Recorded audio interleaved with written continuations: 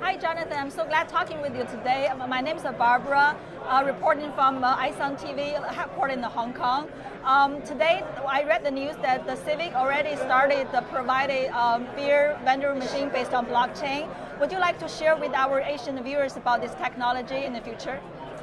Thanks, Barbara. Thanks for having me. So, what we're doing today is really in partnership with Anheuser-Busch, which is the world's largest brewery, and basically what we're doing is showcasing how a digital identity can be used in a real-world context, in a blockchain-based digital identity, to allow something like a vending machine to know that the user who's trying to get alcohol out of this machine is over 21 in the US, because that's the legal drinking limit. Yeah. And it's a good real-world use case that we're showing, and obviously we hope to roll out much wider adoption in the future.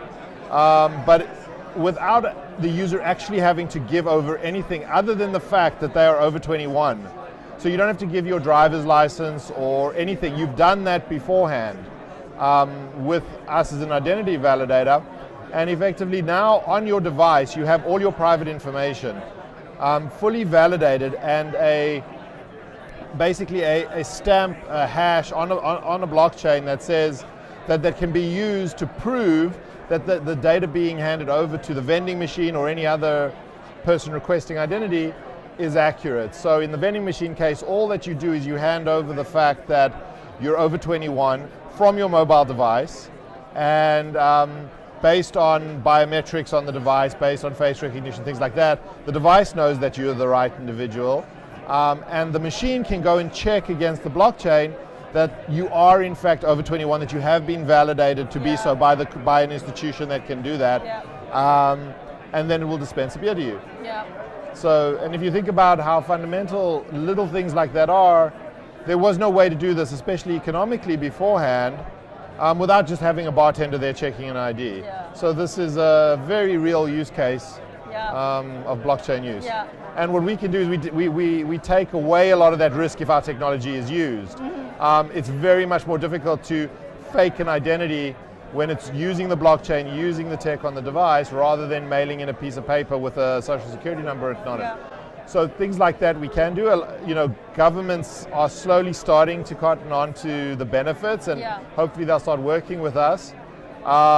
So I think that's just a matter of time, really. Yeah. And you know, we'll see things like voting on the blockchain becoming very important ways of improving voter turnout and things like that. So all of this stuff will come really at the beginning. But identity is actually at the core of a lot of these use cases. And a lot of blockchain solutions need to solve identity in order for them to actually solve the problems that whether it be having your title deed of your home on the blockchain or whatever. At the end of the day, there needs to be an identity that can prove who owns that piece of property. Yeah, everything goes back to the fundamentals of blockchain technology. Yes. Yeah.